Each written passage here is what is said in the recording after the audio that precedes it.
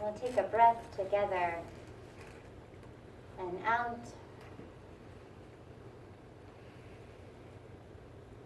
I recognize that I am here now for a purpose, and that all things are working together for my good. I am here to tap into my own wisdom, my own understanding. I am here to feel the connection and the truth of my oneness with God, my oneness with all that is. It is right and good that I open my heart and my mind and relax. I have created a sacred space. I have tapped into divine wisdom. I rest and listen. And as you're ready, you can open your eyes. So today, we're talking about seeking spiritual practice. And here's my funny story about that. I had the amazing opportunity. A beautiful dear friend had a birthday this week, and her amazing husband sent us to a spa. And we got a massage.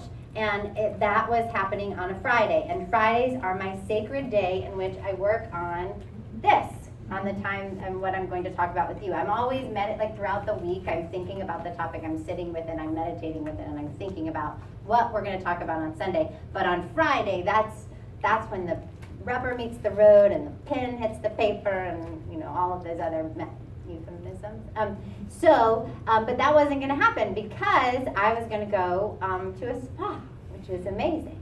And so one of the first things I did was grab a bunch of books and a journal so that I could feel good on the 2-hour car ride to Door County, that I at least had in my vicinity some materials that I could possibly look at, which did not get opened up.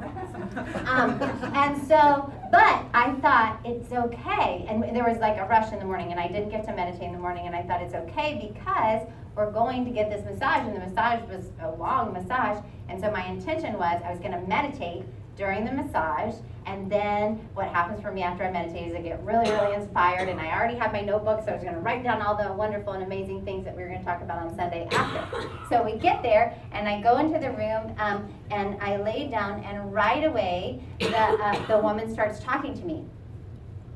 And my first thought was, oh no, that's not going to work for me. That was my first thought. And then I went, wait a minute. What I'm talking about this week is spiritual practice. Why do we have spiritual practice? Why have it? Why have spiritual practice at all? And it's so that I can fully occupy my life, the one that I'm living, the thing that's right in front of me, which happened to be this lovely lady who wanted to talk, right? And so I recognized that in that moment, my spiritual practice was not to meditate. That was not my spiritual practice. My spiritual practice was to show up and be present with this woman and see what gift she had for me and what gift I had for her, which turned out to be many, many, many, many. We talked throughout, and it was a beautiful experience. And so I want to start by saying the recognition is that spiritual practice is about being able to fully occupy and enter and live our life. So it is not, that is why now wait, I shouldn't prescribe, because wait, I'm sure that there are some monks who would like to go and live and meditate, and that is what they are inspired and called to do. Lydia, on her physical existence and her journey, I do not, in fact, desire to go live in a cave with burlap, not me. And pray all day. That's not what I'm inspired to do. So I can know that that's not what my life is about. So for me, my spiritual practice then is about me being able to show up as the truth of who I am in the life that I'm living.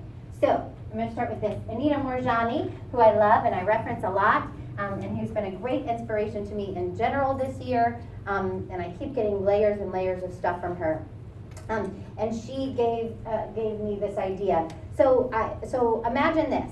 A lot of times we hear about how we are, the spiritual journey is about transcending the ego, right? Transcending it and leaving it behind. And I am guilty of thinking that. I am guilty of thinking that often. But I don't think that's right, at least not for me.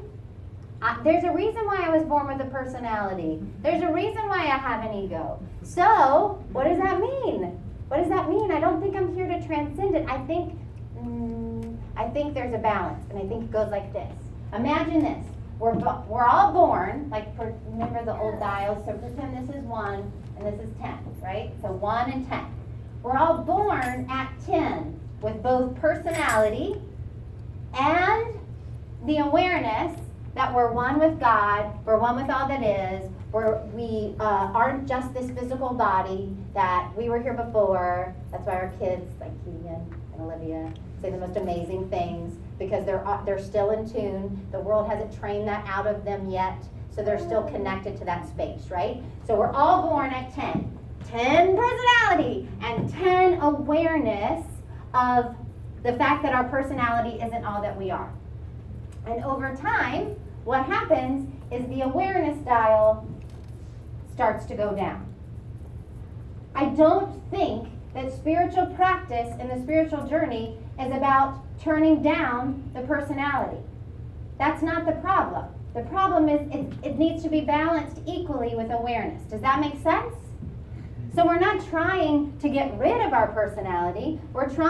We want it to be a 10. I want to be my tulipy self. Remember the tulipy thing? It's a reference for inside joke. Okay, so you want that. You want the 10 personality and you want the 10 awareness. You want both of those things. So sometimes when you meet a person and you think, oh, that person's really self-important, or that person really has an ego, or that person really thinks highly of himself, I suggest that maybe it's not a problem that they think highly of themselves. The problem is that their awareness dial is down too low and they don't realize that that's not the totality of who they are, right? And I love this because this is what I figured out for myself, because it all goes back to the self-love thing, the self-value thing. I have thought that we're born with this concept of original sin, right? And something in me is inherently wrong or bad, and that isn't true. That isn't true. And so I am born already. At some point, I start trying to compensate for the fact that I am bad, or believe that I am bad. And what begins to happen is my personality dial starts to go down. So this can also be way down here, right? Where we're not taking care of ourselves, we're not valuing ourselves, we're not being the person that we were here to be, the unique expression of God that we are. And so for me, my journey here lately has been about going, wait a minute, Lydia, it's okay for the personality dial to be at 10. That's okay for it to be at 10. Just keep the awareness one at 10 too, right? Okay, love it. Okay, next. Okay, so this week, one of the things that we did, Nicole and I sat down on Monday, and we knew that this week was about spiritual practice. And so what we tried to do this week was invite everyone on Facebook each day to have a theme for the day, a spiritual practice for the day. Did anybody follow this? Okay, did anybody do it? Okay, anybody? Okay, good. I would love to hear some of those stories. So if you're inspired while I'm talking, let's do that. One of the things that we did was radical acceptance. Okay, so back up. Okay, so here's a part of spiritual practice. I have a friend who, at the beginning of each year in December, and she has a process for which she does this, but she essentially chooses a theme for each month of the year. And I like this idea. I like the idea of this. I think it's great spiritual practice. So if you look at it and you go, January is about love. You can have the intention for love for all of January, and it can be your focus. Again, one of the most important things about spiritual practice, and the thing that we should understand primarily is that spiritual practice begins with intention. Intention is key, right? So you have an intention.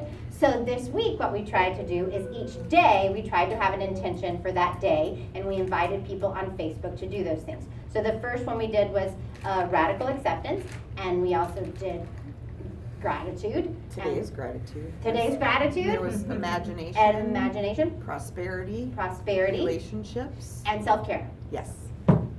Together we did that. So we came up with those things and we said, let's have the intention for today. Throughout your day, have that be your intention. So I just wanted to say, and can I just tell you, there are so many things to say about spiritual practice, and we don't have that kind of time. So I decided to talk about a couple. All right, so I went with radical acceptance. So radical acceptance, you start with acceptance of what's happening in front of you. Just acceptance. You don't have to like it, you don't have to condone it, you don't have to think it's a good idea, but it's what's happening, right? So you just start with acceptance. From acceptance, you can reach for peace about it. Remember, this is about reaching up. This is the recognition that I can't go from being aware that I absolutely do not like what's happening to joy. It's too far to reach from there to there. So what I want to do is reach up incrementally. So you start with acceptance. From there you can reach for peace. From peace you can reach for gratitude. And joy comes from gratitude and appreciation for each of the moments in our lives. That's where joy comes. Joy only comes in a moment. It is not something, like you don't get joy in a day. You get joy in the moment that you are grateful and thankful. Does that make sense? Okay. Don't fight, this is another under radical acceptance, don't fight feelings of fear and negativity or judge yourself for having them. Just acknowledge and feel them with the mindset of allowing them to pass through. This is one that I have that is one of my areas of growth always. I have a tendency, the moment I begin to feel negative emotion, I have a tendency to freeze like this. And I don't want to feel it. I don't want to feel it. And the recognition is, and Michael Singer says it beautifully, I am not keeping the feeling out by doing this. I'm locking it in by doing that. Because the feeling exists, it's there. So the thing to do is go up, there's the feeling, relax, it's going to pass through. That's why you're feeling it. Everything you feel, it's on its way out. As long as you don't try not to feel it, which is. And then, when you try not to feel it, or when you're thinking it, do not judge yourself for having the feeling. That's another one that I have. Right away, the recognition is, however I feel is how I feel, and I don't have to feel bad about myself for feeling that way. Relationships. I'm just giving a couple points on each of these. Watch how you interact with others, including your thoughts and emotions. Begin to discern where on the scale you have tuned both your awareness knob and your personality knob. So the recognition is that while you're interacting with another person, see if you can become aware of where you are in your knowing. Am I aware that I am one with this person? Am I aware that this person is more than just the body that is sitting in front of me? Am I aware that they're an eternal soul and I'm an eternal soul? Can I be aware of that while also being present in my personality and laughing and joking and having a genuine interaction with this person? And the reality is you can do all of that at one time. It feels, what does it feel like? It feels like I'm trying to give too many instructions for an interaction. But the reality is that this all happens simultaneously. It's all about just being aware of where your knob is. How aware am I? Am I allowing my personality and my true self to show up in this moment? I liked this. I got this from Anita Morjani. You can encourage others to dial up their awareness knob by gently asking them questions about their dreams and fears and sharing your own. So that's true. You can encourage others to dial up their awareness knob. So I am challenged in the realm of small talk because I feel like we should be talking about eternity, which is really not the person you want to be standing next to at a party. So what I recognize is that it is,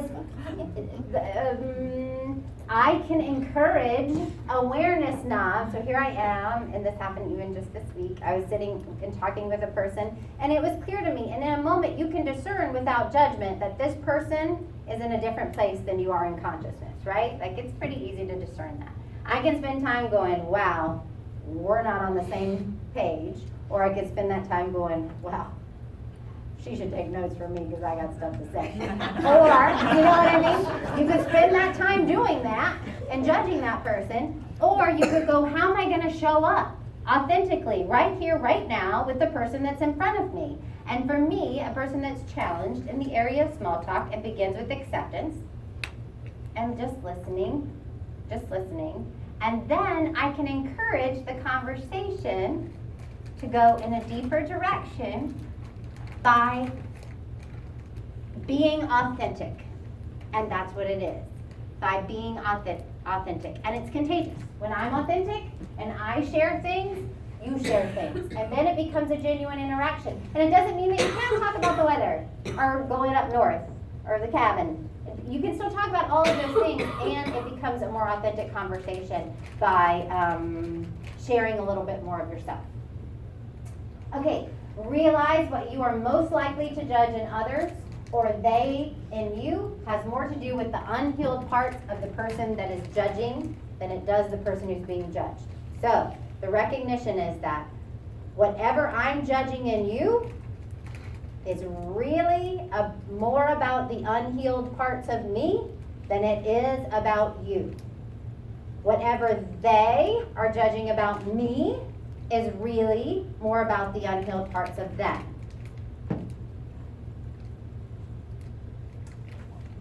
I'm debating about something, can you tell? This is my debating phase.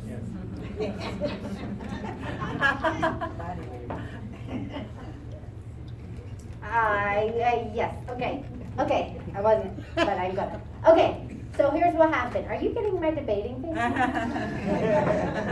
you were getting this, I got it. Okay, here's what happened this week.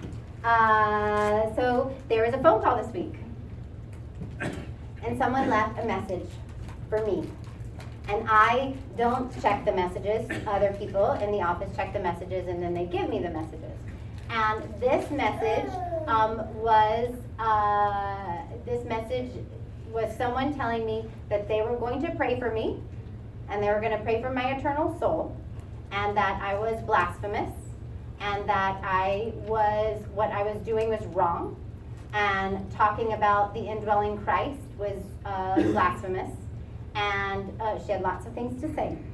And the recognition is that now, and here's the first thing that happened in my head. First thing that happened in my head was,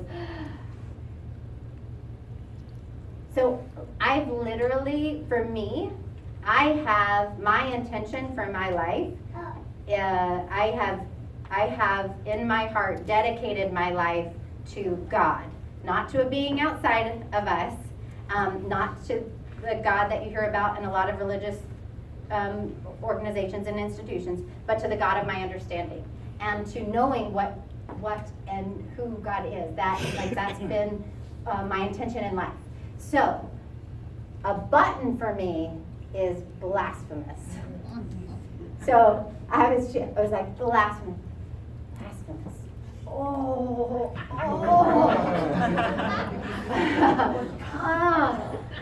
So that was hard, but so that was the first thing. The second thing was the recognition that my own family, if they were to listen to me, which they don't, would think the same thing, would believe the same thing. So then I was thinking about them right away. I don't even know who this person is, and I'm thinking about like my family thinking these things about me. So the two things. The first that I want you to know is that the person on the phone judging me was not about me. That was about the unhealed parts of that person. That was theirs. Now everybody's got a lesson to learn in the situation, so I had to sit down and think about what my lesson was and what I was to take from this, and that was mine. But the judgment itself didn't have anything to do with who I am and who I show up as and what I decide to do. It had to do with the unhealed parts of her. And this is an experience of spirit that tails on to that. And here it goes. So, do you guys know Richard Rohr? Yeah, no, you like him. Yeah. So he's a Christian mystic, and he has cancer. I believe this is his second bout with cancer, and he feels like this is kind of it for him, and that this is his last book. And so he decided that he didn't care what anybody thought, because this was the last say he was going to have, and he was just going to put it out there. He didn't care if they were going to call him blasphemous. And literally last week, right, I heard an interview with him talking about this book, and the book is called The Universal Christ, and it's essentially that Christ isn't Jesus' last name, and he decided he was going to put it all out there, and he didn't care what people had to say, because this was the last thing he had to say, and he was going to say it, right? So I ordered this book. This was last week. I ordered this book, and the book comes in, and I'm really excited, and I'm thinking I'm going to talk to you guys about it on Sunday, because I'm getting it, and usually it works that way. So I start reading the book, and I'm reading it, and I'm like, yeah, it's not that I didn't love it. It's not that I don't love him, but it wasn't resonating. It wasn't like the thing I thought it was going to be when I got it. And I'm like, why do I have this book? Because it was supposed to be what I was going to talk about on Sunday, but it's not. And so I put it down, and so it's been sitting in my van, right in my console. And so here it is, and I drive into work that day, and Nicole says, you got a message. You can hear it if you want to, or I can just tell you. And I said, go ahead and just tell me. And she tells me what it is. And I think, okay. And I'm going through the thing, and I'm like, who could it be? And then I go, okay. And I leave, right? And I get in my car, and the first thing that happens is I get in my car, and I look down at the Richard Rohr book. And I remember right away about his interview and why he decided to write that book. And that book was about him not caring who called him blasphemous, but about him living his truth and saying what he wanted to say. And then I knew why I had the book. I had the book for that moment, so I could be reminded that it didn't matter if people called me blasphemous or not. Isn't that great? Yeah. Okay, so that was an experience of spirit. See how I worked that in? I said I wasn't going to share it with you. All right. Self-care, this is the last one, and then we're going to move on. So, experiencing negative emotions does not mean that we have failed and are not spiritual enough. I'm going to say that again. Experiencing negative emotions does not mean that we have failed and that we are not spiritual enough. Negative thoughts don't make us sick. Negative thoughts don't make us sick. Not loving ourselves for who we truly are has far greater impact on our health. Does that make sense? It's about the loving ourselves, the accepting ourselves. That's the key. That's the component. We, on the leading edge of thought here in metaphysics and in spirituality, we have a tendency to as soon as we go, oh, my thoughts create my reality, and then we start to try to do this vacuum thing that Abraham says so well, like you have a negative thought and you're like, no, back, before I create something in life I don't want to create, and then we have like this neurosis about not having negative thoughts and not having negative emotions, and the reality is that is not realistic. You are born, you are here, you are going to have those experiences from now until you don't, right? And negative emotions and negative feelings, they're going to be here. It's okay. It doesn't mean we're not spiritual. We can have them. We can make room for them. We can allow them. We can let them pass through. And it doesn't mean that we're not spiritual or a good spiritual leader, right? That's what I tell myself all the time. Okay. So, each time you feel fear, anxiety, or anger, remind yourself that nothing and no one can deprive you of the God force that lives within you. And feeding that God force with self-love and self-care turns up your dimmer switch and allows more God in. Remember the dimmer switch analogy. God, the power, the energy that is God, is always available in every moment. We have a dimmer switch, right? And we have the choice how much of that we're going to let in any moment. And every time we make a decision for self-love, self-acceptance, self-care, we tune up the dimmer switch and we get to experience more of God, more of that power and energy. So spiritual practice. Let's do one now. Oh, Can I good. just say something? So Yes. this week, I just wanted to say about speaking your authentic truth, and it goes with self-care. So I used to live a life that was very I didn't have a lot of time for self-care. Got up at 5:30 in the morning, had to get dressed for work, went to school 7:15, got done at 5:30, then kids, blah, blah, blah, blah.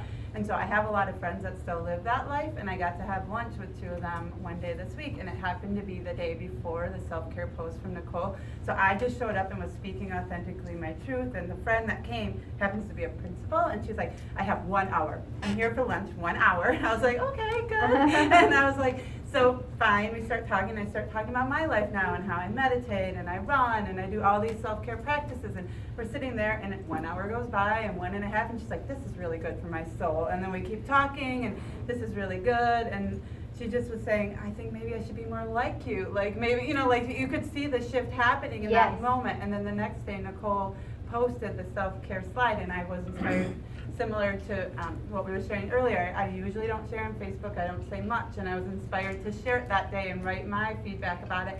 And I shared it, and she responded and said, I learn from you every day, I'm so inspired, da, da, da, da. And she has nothing to do with Unity, knows nothing, but it was me showing up authentically and sharing my truth of how important self-care is for me and how it makes me fully me. And I can feel it. I can feel her shift starting to happen and how she's starting. So it was just amazing to just show up and share myself and my practices and see that inspire someone else. So I just encourage everyone to do that and show up authentically. And what I love too about people in those kinds of situations, they are my greatest teacher, because I can look at it and I can see myself and I can see the me that's like, I got an hour. and I can see it, and then I go, oh, okay, so that's what I want to not do. You know what I mean? And so isn't it beautiful that you can learn from her and she can learn from you? That's perfect. Beautiful. Anybody else have anything they want to share? Okay.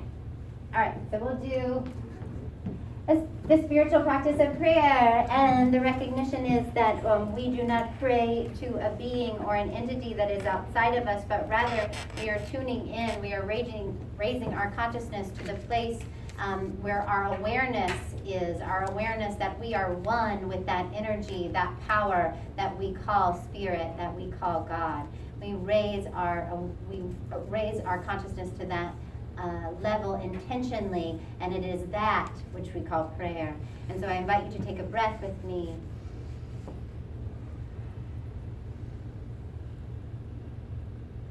I am so grateful. I am grateful for this existence, for this personality that I appear to be. I embrace this life. I recognize that I am here for a purpose. I recognize that I don't need to know the specifics of that purpose. That my job is simply to take a breath, to commit to myself, to be willing to know, to be willing to see things differently. My intention is to be present in my life. My intention is to be present with each person and individual that comes before me. I recognize that the greatest gift I can give to myself and to another is to simply show up, take a breath, be present, listen, and respond. I embrace the magic that is this physical existence. I acknowledge and affirm that I am a unique expression of the divine, and I fully embrace this life. And take one more breath together. We have created a sacred and prayerful space that we will continue. As you are ready, you may open your eyes.